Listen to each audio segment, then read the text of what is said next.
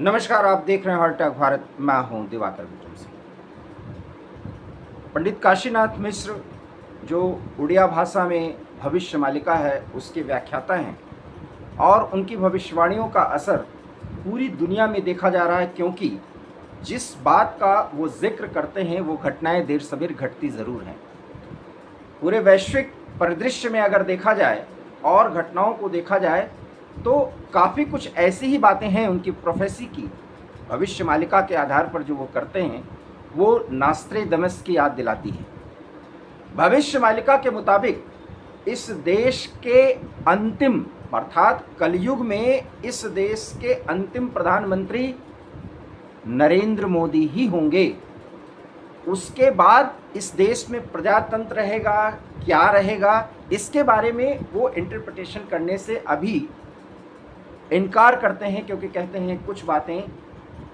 देश की खातिर अभी नहीं बताई जा सकती। लेकिन एक बात का उन्होंने जिक्र किया कि इस देश में विश्व गुरु बनने की पूरी ताकत है और पूरी ताकत से यह देश विश्व गुरु बनेगा। लेकिन इतना ज़रूर है कि उसके पहले इस देश के प्रजातंत्र की जड़ों को कमज़ोर करने के लिए अराजकता की वो स्थिति पैदा करने की कोशिश की जाएगी जिससे प्रधानमंत्री को निपटना होगा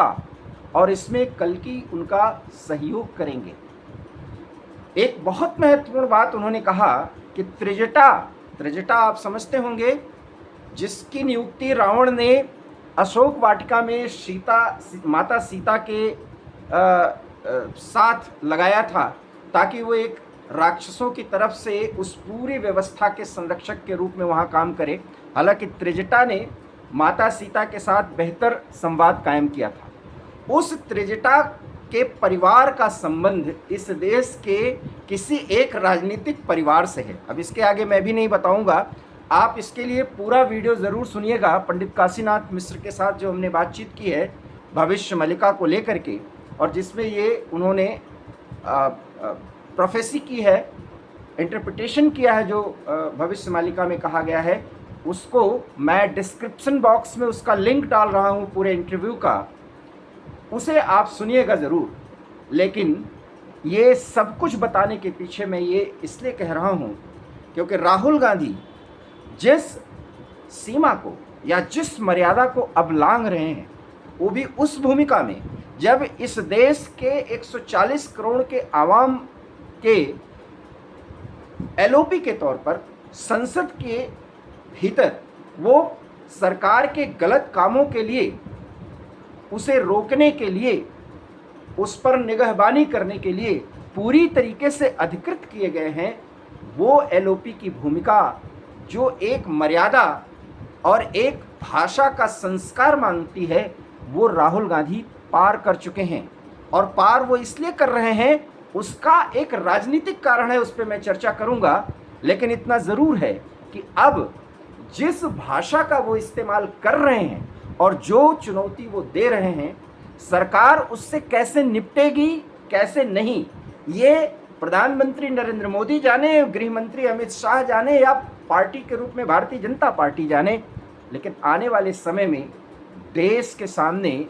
एक अराजकता की स्थिति उत्पन्न होनी तय है, क्योंकि राहुल गांधी ने कह दिया है कि अब हम चैन नहीं लेने देंगे इस व्यवस्था को, हम रातों की नींद गायब कर देंगे। इतना तो अच्छा था। ये चुनौतीपूर्ण भाषा विपक्ष का नेता बोलता है, हालांकि उसका बोलने का तरीका अलग होता है, लेकिन इसके अतिरिक्त उन्होंने अपने पार्टी के कुछ वरिष्ठ नेताओं के साथ मोदी के चरित्र और भी अंतर्राष्ट्रीय राजनीति में दो देशों के संबंधों के संदर्भ में जिस तरीके से दो राष्ट्राध्यक्षों या दो प्रमुखों के बीच में कोई बातचीत होती है, बड़े नेताओं के बीच में बातचीत होती है और दोनों देशों के संबंध अच्छे होते हैं, उसमें जिस तरीके का उन्होंने एक,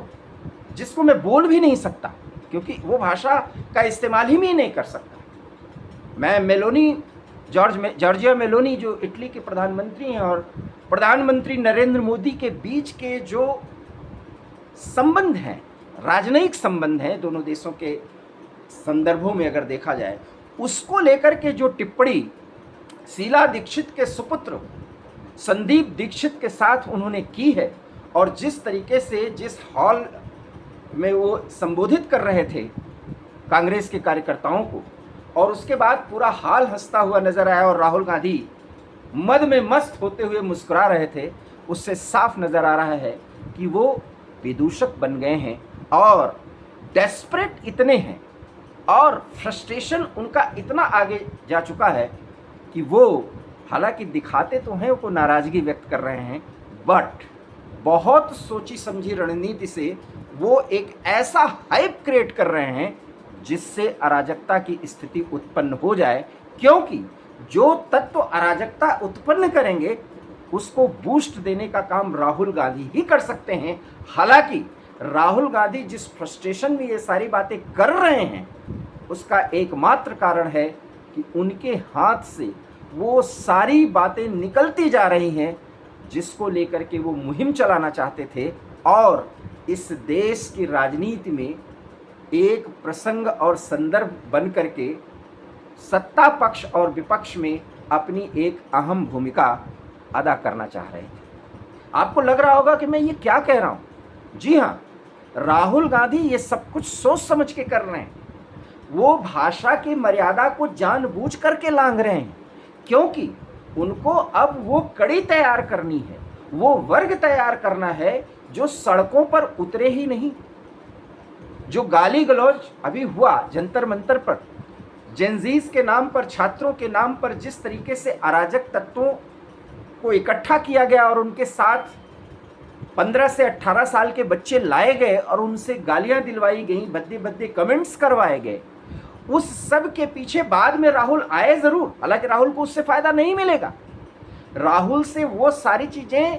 छीन ली गई जिसका उपयोग करके वो बहुत बड़ा राजनीतिक लाभ पा सकते थे, क्योंकि अभिजीत दीपके राहुल और केजरीवाल का स्थान ले चुका है और अभिजीत दीपके के मुंह से अब निकल रहा है कि दिल्ली में तो उसके पार्टी का एक कन्वेंशन होना था, अभी पार्टी बनी नहीं है, लेकिन उसके मुंह से निकल गया अभिजीत दीपके का कि एक कन्वेंशन कराने के लिए हम जगह चाह रहे हैं, तो यहाँ भाजपा वाले जगह नहीं लेने दे रहे हैं, इसलिए अब जंतर मंतर 2 बहुत जल्दी होगा, जंतर मंतर सीजन 2। ये अभिजीत दीपके धमकी दे रहा है। बहरहाल अभिजीत दीपके की धमकी पर मैं चर्चा नहीं कर रहा हूँ। अभिजीत दीपके जिस तरीके से लाइमलाइट में आया है और अरविंद केजरीवाल उसके बूस्टर जिस तरीके से बने हैं, क्योंकि ये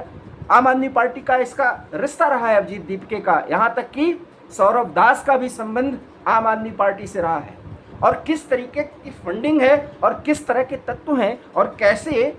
संयोजक अर्थात कोऑर्डिनेटर की भूमिका में अरविंद केजरीवाल अपना आखिरी कुटिल राजनीतिक दांव खेल रहे हैं। और राजनीति में ये सब जायज़ है, वो कर रहे हैं, लेकिन राहुल गांधी वो भी नहीं कर पा रहे हैं। लेकिन इतने बड़ी राजनीतिक पार्टी के वो नेता हैं और ये सब कुछ जो एक माहौल बनता हुआ उनके नज़र से दिख रहा है कि प्रधानमंत्री नरेंद्र मोदी का भी इस्तीफा लिया जा सकता है गृह मंत्री के बाद। अब इसलिए उन्होंने खुलेआम कह दिया है, अराजकता हो चाहे जो हो, पूरा विपक्ष हमारे साथ आए, क्योंकि अब तो हम अपने लक्ष्य को प्राप्त करेंगे। वो लक्ष्य क्या है? अराजकता, एनार्किज्म ऐसा सड़कों पर पैदा किया जाए, ऐसा गलत मुद्दों को उठा करके गलत तरीके से उस मुद्दे का देश में समाधान हो, ये नहीं एक मुद्दा उठे और वो बात उस पर जवाब भी न मिले, दूसरा मुद्दा जानबूझ करके उससे जुड़ाओ जो उससे जुड़ा ना हो, ताकि यहाँ पर सब कुछ गड्ढमड्ढ हो और सरकार आक्रामक होकर के कार्रवाई करे। इसीलिए मैं कहता हूँ कि मोदी, और आपको याद होगा हार्ट ऑफ भारत पर मैंने एक वीडियो बनाया था कि मोदी 5 कदम पीछे जाएंगे, और वो कदम मोदी ने पीछे हटाया, और इसलिए हटाया क्योंकि जेनजीज के साथ सीधा संपर्क साध लिया प्रधानमंत्री ने।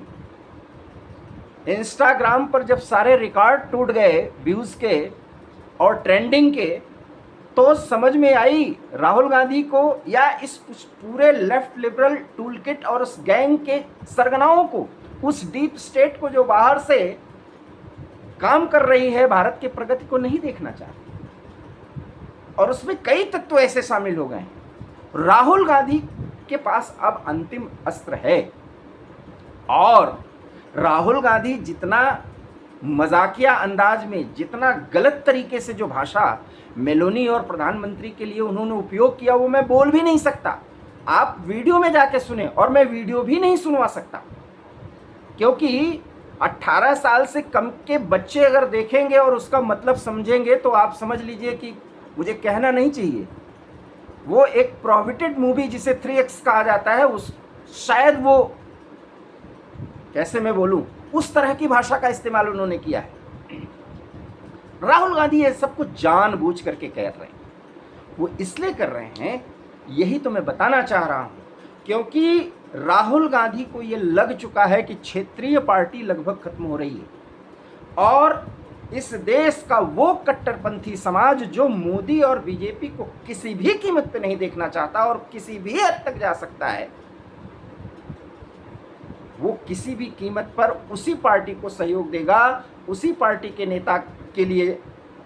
कुछ कर गुजरने की बात सोचेगा, जो नेता मोदी को हर दृष्टिकोण से परेशान कर सकता हो, नीचा गिरा सकता हो। राहुल को पता है इस देश का वो सामान्य वर्ग, और मैं प्लीज ये मत समझिएगा कोई सांप्रदायिक दृष्टिकोण से बात कर रहा हूं, वो लेफ्ट लिबरल गैंग की तो बात कर ही नहीं रहा हूं, उससे जुड़े लोग जो कथित इंटेलेक्चुअल हैं, जो वामपंथी ढंग से इस तरह से सोचते हैं, और उसमें ज्यादातर हिंदू हैं, ये भी सोच लीजिए। अरफा खानम जैसे कुछ कथित पत्रकारों को छोड़ दीजिए, जो सीधे सीधे टुकड़े टुकड़े गैंग के लड़के जो जेलों में सड़ रहे हैं, उनके लिए वो क्या क्या बोलती हैं दिल्ली में बैठ करके, वो सब बातें अलग हैं। लेकिन राहुल गांधी इसी वर्ग को खुश करने के लिए वो सारी कवायद कर रहे हैं। यूपी में चुनाव आना है, अखिलेश यादव भले ही राहुल गांधी का साथ दे रहे हैं, लेकिन राहुल गांधी को यह भरोसा हो चला है कि अब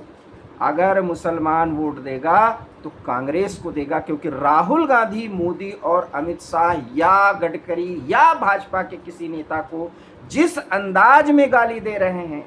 जैसा उन्हें बर्बाद करने की बात कर रहे हैं, उन्हें उनके पद से हटा देने की कसम खा रहे हैं, उसके प्रयास, उसके टाइमलाइन के बारे में जिक्र कर रहे हैं, ये उन कट्टरपंथियों को पसंद आ रहा है, जो अगर खुल कर आएंगे तो उनको लगता है कि इससे तो हिंदू और एक होगा, जो कि हिंदू एक है। आप समझिए, ये उनकी बात राहुल गांधी तक पहुंच रही है, और इसलिए राहुल गांधी अब विपक्ष के बड़े नेता के रूप में प्रोजेक्ट किए जा रहे हैं, क्योंकि ममता जब से हारी हैं, अब कट्टरपंथी अर्थात कट्टर मुसलमानों को यह लग गया है कि इस देश में अगर भारतीय जनता पार्टी के लिए रेजिस्टेंस फोर्स कोई है तो कांग्रेस है। और इसलिए हालांकि वो 2029 का चुनाव अभी दूर है और उसका भी एजेंडा सेट हो रहा है। 2029 में राहुल गांधी का मार्जिन यही रहेगा, और अगर 100-125 सीट लेकर के, अभी तो 99 पे हैं, तो ये राहुल गांधी की प्रगति है। राहुल गांधी उसी स्टेटस को मेंटेन करने के लिए अब पराकाष्ठा, मतलब जो सीमा है ना, उसको भी पार कर रहे हैं। इससे जॉर्जिया मेलोनी और प्रधानमंत्री के रिश्तों को लेकर के जिस तरह की गंदी और बचकाना टिप्पणी उन्होंने की है, जिस तरीके से वो संदीप दीक्षित से गले मिले हैं, और क्या आना क्या जाना, वो क्या भाषा बोल रहे हैं, आप सुनिएगा ज़रूर और देखिएगा कि राहुल गांधी क्या ये सब कुछ अनजाने में कर रहे हैं। जी नहीं, राहुल गांधी सब जानबूझ करके कर रहे हैं, क्योंकि ऐसा होता हुआ देखना वो समाज चाहता है जो जानता है कि अगर वो सड़कों पर उतरा तो पूरा हिंदू समाज और ज़्यादा, जो कि बहुत ज़्यादा नाराज है, और जो इस देश का वोटर है, जो सनातन राष्ट्रवाद और विकास को पसंद करता है, वो और लामबंद होगा। उसकी एक झलक आपको उत्तर प्रदेश के चुनाव में मिलेगी, देख लीजिएगा, अभी से नोट कर लीजिए। इसलिए राहुल गांधी क्या कर रहे हैं ये पता है। अखिलेश यादव ये समझ रहे हैं कि बिहार की तरह वो उत्तर प्रदेश भी राहुल गांधी चौपट करेंगे, लेकिन अखिलेश मजबूर हैं, क्योंकि अगर राहुल गांधी की हाँ में हाँ नहीं मिलाए तो मुसलमान वोट उनसे बिदक जाएगा, क्योंकि वो मुसलमान जो अब 12 साल के बाद किसी भी कीमत पर मोदी को हटाना चाहता है, उसके लिए राहुल गांधी जो स्टेज पर करते हैं, सड़क पर करवाते हैं, संसद में जो करते हैं, और ये सब कुछ लोकतंत्र के नाम पर, ये राहुल गांधी करें, इससे उसका वो सेटिस्फैक्शन प्राप्त होता है जो सेटिस्फैक्शन वो प्राप्त नहीं कर पा रहा है। वो संतुष्टि उसको मिलनी है मोदी को, जो देखना भी नहीं चाहते, वो अगर मोदी को गाली दिया जाएगा, उन पर भद्दे भद्दे आरोप लगाए जाएंगे, टिप्पणियां की जाएंगी, उन्हें संसद में बोलने नहीं दिया जाएगा, तो वो खुश होंगे या नहीं? इसलिए राहुल गांधी की सीटें 2029 में बढ़ेंगी, लेकिन उस देश के प्रधानमंत्री नहीं बन सकते। और इसीलिए मैं कह रहा हूं, मोदी मारते कम हैं, घसीटते ज़्यादा है। अगर मोदी के राजनीति के तौर तरीकों को समझिए तो छात्रों से संवाद करके और अभिजीत दीपके नामक एक ऐसे शख्स को जिसका अभी कोई वजूद ही नहीं है, उसको बिना वजह छात्रों का नेता बना करके बहुत बड़ा गेम कर दिया गया है। और रही सही कसर, उन छात्रों का कन्वीनर बनकर अरविंद केजरीवाल निभा रहे हैं। राहुल गांधी को मिला क्या? इसका जिक्र मैं आज नहीं कर रहा हूं, पहले भी कर चुका हूं कि राहुल गांधी डेस्परेट हैं, परेशान हैं और बहुत ज़्यादा खींचे हुए हैं। इसलिए भाषा की मर्यादाएं वो जानबूझकर लांघ रहे हैं, क्योंकि ये भी राजनीतिक फायदा वो प्राप्त करना चाहते हैं। और वो फायदा है कि कट्टरपंथी मुसलमान, लेफ्ट लिबरल गैंग का सदस्य, उसमें ज़्यादातर हिंदू हैं, वो राहुल के विचारों से सहमत होते हुए भाजपा को हराने के लिए राहुल का और कांग्रेस पार्टी का साथ दें। इसलिए कांग्रेस पार्टी की सीधे 99 से ज़्यादा बढ़ेंगी, लेकिन 2029 में फिर मोदी के नेतृत्व में चुनाव होगा और आएगा तो मोदी ही। इसलिए राहुल गांधी भाषा की मर्यादाएं लांघ रहे हैं, तो इसको बहुत ज़्यादा सीरियस होकर के मत लीजिए। हाँ, चौकस रहिए, क्योंकि अराजकता पैदा करने की फिराक में राहुल गांधी वास्तव में इस देश में ऐसा दिया सलाई का उपयोग कर सकते हैं, इस तरह का केरोसिन छिड़क सकते हैं, जिस की मुश्किलों को संभालने के लिए हमको, आपको और सरकारों को, नए की एक सरकार, बहुत प्रयास करना पड़ेगा। क्योंकि राहुल गांधी को कहना ही है, हमारा काम रायता फैलाना है, उस रायता को समेटने का काम सरकार का है। ये होता है सत्ता से दूर रहने पर, सत्ता को पाने की ललक में अपने अहंकार की संतुष्टि के लिए देश को भी बर्बादी के आगोश में जाने के लिए मजबूर करना। राहुल गांधी की राजनीति को समझा जा चुका है। वो भाषाओं की मर्यादा का उल्लंघन कर रहे हैं। मुझे तो कोई हैरानी नहीं हो रही है, आशा है आपको भी हैरानी नहीं होगी, लेकिन सजगता जरूरी है, क्योंकि अभी तो राहुल गांधी ने अराजकता की शुरुआत की है। इसका अंत कितना भयावह होगा, उसे सोचकर भी थोड़ा डर तो लगता है। वीडियो अच्छा लगा हो तो लाइक कीजिए, शेयर कीजिए। हमारे चैनल हार्ट टॉक भारत को अगर आपने सब्सक्राइब नहीं किया तो प्लीज़ से सब्सक्राइब कर लीजिए। बहुत बहुत धन्यवाद, नमस्कार। एक अंतिम निवेदन ये है कि आप भविष्य मालिका के उस पूरे अंश को सुनिए जरूर, जिसका जिक्र पंडित काशीनाथ मिश्र ने भविष्य मालिका के आधार पर किया है। डिस्क्रिप्शन बॉक्स में मैं वो लिंक आपको दिए जा रहा हूँ। वीडियो अच्छा लगे तो प्लीज़ लाइक कीजिएगा, शेयर कीजिएगा। बहुत बहुत धन्यवाद, नमस्कार।